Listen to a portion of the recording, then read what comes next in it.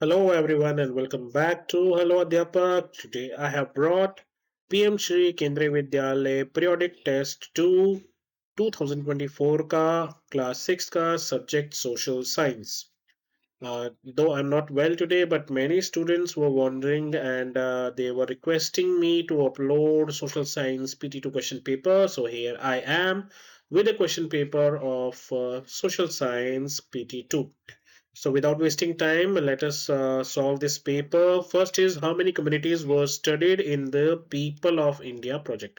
People of India project में कितनी communities को study किया गया था?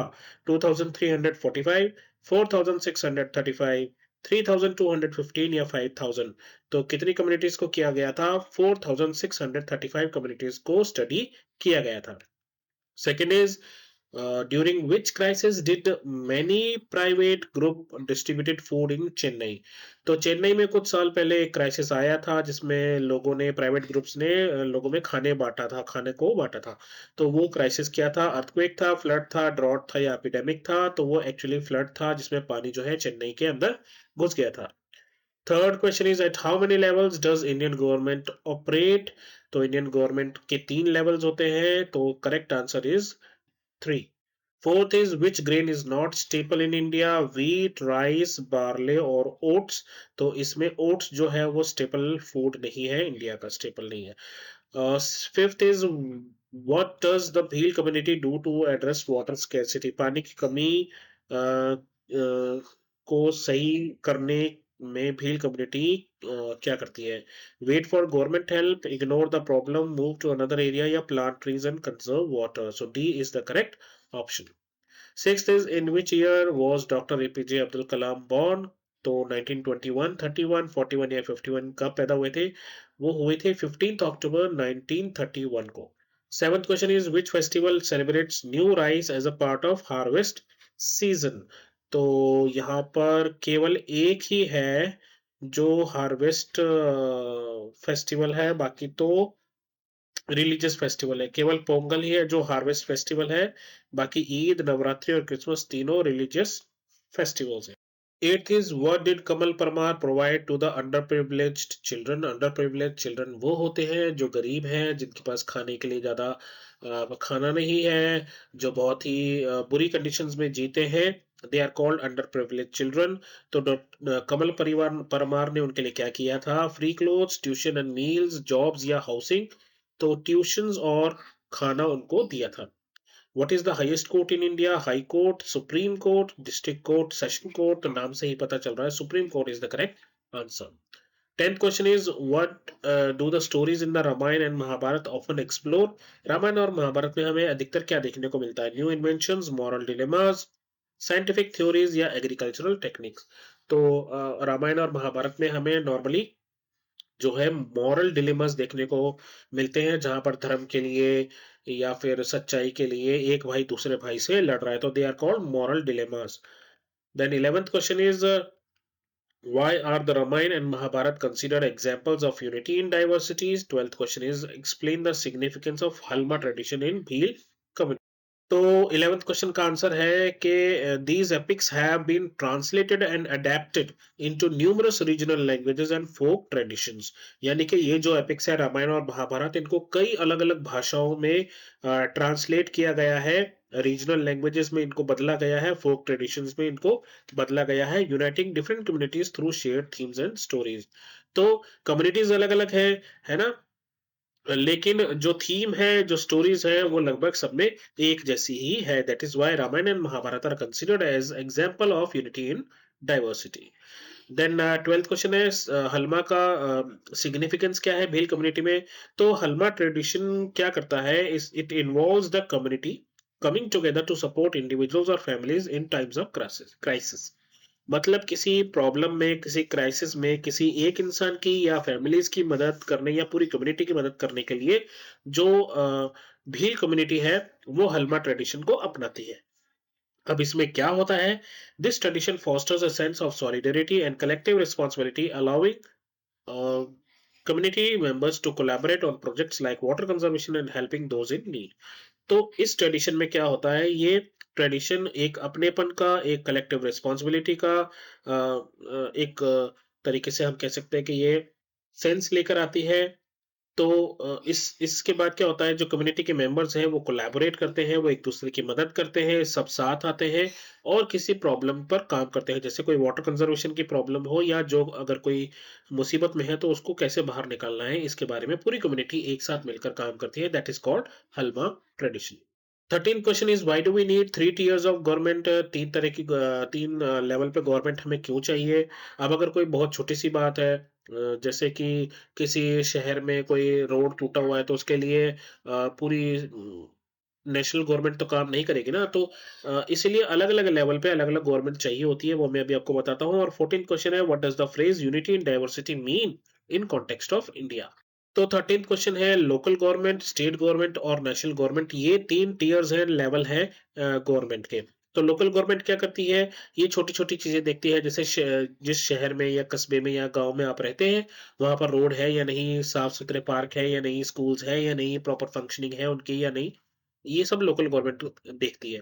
स्टेट गवर्नमेंट क्या करती है? थोड़े से बड़े जो इश्यूज़ हैं, जैसे हाईवे बनाना हो गया या हॉस्पिटल बनाना हो गया या लोग सिटी में सेफ है या नहीं है, उसकी देख-रेख जो है स्टेट गवर्नमेंट करती है।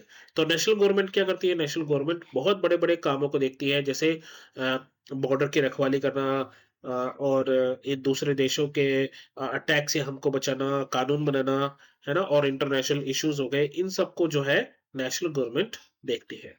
What does the phrase unity in diversity mean? तो इसका मतलब क्या है? देखो, हमारे इंडिया में कई तरह के कल्चर्स हैं, कई तरह की भाषाएँ हैं, कई अलग-अलग रीजन है, नॉर्थ है, साउथ है, ईस्ट है, वेस्ट है, बहुत सारे रिलिजन्स हैं, है ना? हिंदुइज़्म है, इस्लाम है, क्रिश्चियनिटी है, जैनिज़्म है, बुद्धिज़्म है, सिखिज़्म है। तो इतने सारे डिफरेंसेस होने के बाद भी हम सब इंडियंस हैं, है ना? एक भारतीय होने का एक एक वो गौरव है हम सब में, हम सब एकजुट हैं। तो that is why it is called unity in diversity. 15th question है, what challenges do under privileged children face in accessing education? जो गरीब बच्चे हैं, उनको एजुकेशन एक्सेस करने में क्या-क्या प्रॉब्लम्स आती हैं? और 16th है, what is the significance of voting in a democracy? आइए इन दोनों क्वेश्चंस को भी डिस्कस करते हैं। तो 15th क्वेश्चन का आंसर है कि जैसे कि आप देख रहे हो, अंडर प्रिविलेज्ड चिल्ड्रन जो हैं often face barriers such as lack of resources, unstable conditions and inadequate support system. तो क्या-क्या बैरियर्स हो सकते हैं? एक तो उनके पास रिसोर्सेज़ नहीं हो सकते हैं, पैसा हो नहीं होगा, यूनिफ़ॉर्म नहीं होंगे, किताबें नहीं होंगी, आने-जाने के लिए साधन नहीं होंगे, है ना? उनकी लिविंग कंडीशन इतनी अच्छी नहीं होगी, सपोर्ट सिस्टम नहीं है उनके पास, उनके माता-पिता उनको पैसे नहीं दे सकते, पढ़ा नहीं सकते, गरीबी में वो जी रहे हैं। तो इस तरह के बहुत सारे बैरियर्स जो हैं उनकी एजुकेशन में रोड़ा अटकाते हैं। Many drop out of school due to financial constraints, a lack of access to quality education, highlighting the need for community initiative to provide assistance and opportunities for these children. तो इसका क्या मतलब है? बहुत सारे बच्चे जो हैं वो स्कूल से ड्रॉप आउट हो जाते हैं, अपना नाम कटवा देते हैं, या तो पैसे की वजह से, फीस की वजह से, या फिर उनको क्वालिटी एजुकेशन नहीं मिल रही है इस वजह से। और इसीलिए एक कम्युनिटी इनिशिएटिव लेने की ज़रूरत है, पूरे कम्युनिटी की देखभाल करने की ज़रूरत है, जहाँ पर हम उनको हेल्प कर सकें, असिस्टेंस प्रोवाइड कर सकें और अपॉर्च्युनिटी उनके लिए पैदा कर सकें, ताकि ये बच्चे भी पढ़कर कुछ अच्छा लाइफ में कर सकें। 14th है, what is the significance of voting in a democracy? तो वोटिंग क्या है? ये सिटीज़न को अलाउ करती है कि वो अपना रिप्रेजेंटेटिव को चुने, और ये रिप्रेजेंटेटिव क्या करते हैं, फिर आगे जाकर उनके इश्यूज को एक्सप्रेस करते हैं, उनकी प्रॉब्लम्स को सबके सामने रखते हैं, वहाँ पर लॉज बनते हैं उनके लिए, स्कीम्स बनती है, और एक पार्टिसिपेटरी गवर्नेंस तैयार होती है। पार्टिसिपेटरी गवर्नेंस क्या होती है?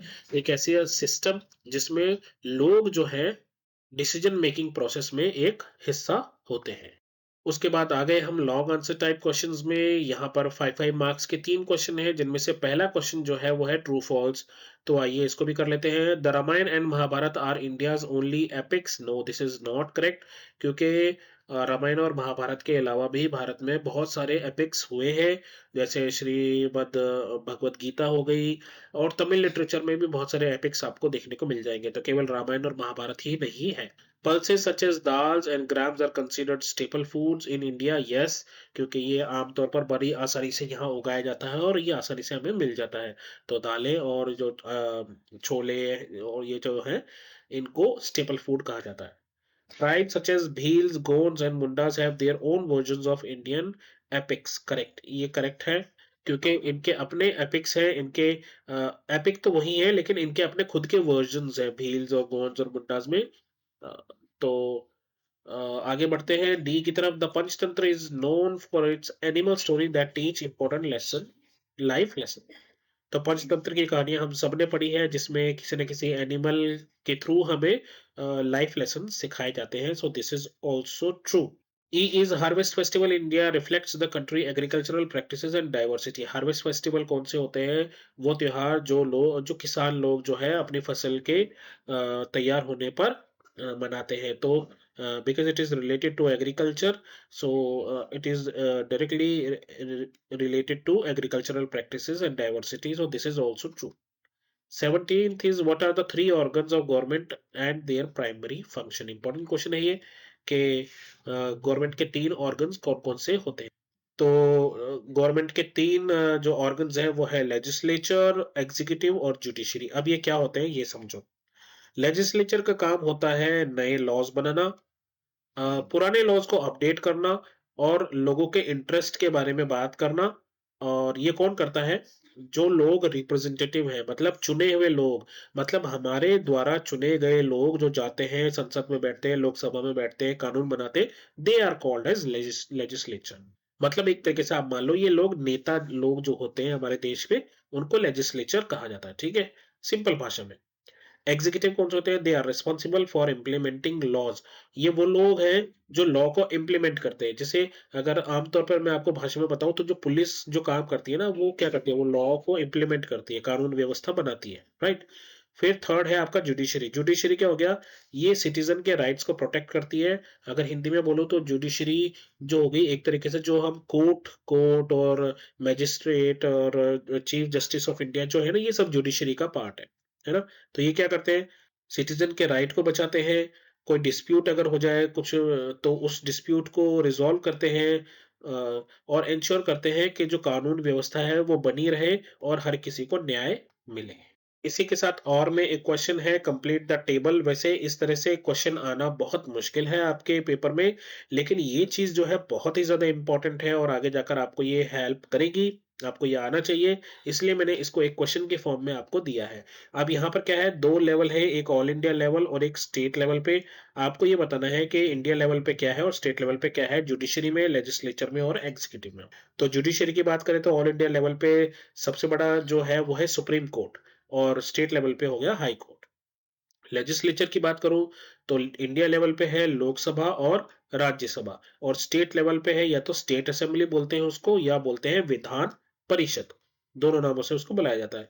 एग्जीक्यूटिव एग्जीक्यूटिव की बात करूं तो इनमें जो हमारे प्रेसिडेंट है वो आते हैं, और प्रेसिडेंट के साथ साथ कौन आते हैं? जितनी फोर्सेस है उनके सुप्रीम कमांडर्स होते हैं, और प्रधानमंत्री जो है वो एग्जीक्यूटिव हेड की तरह काम करता है।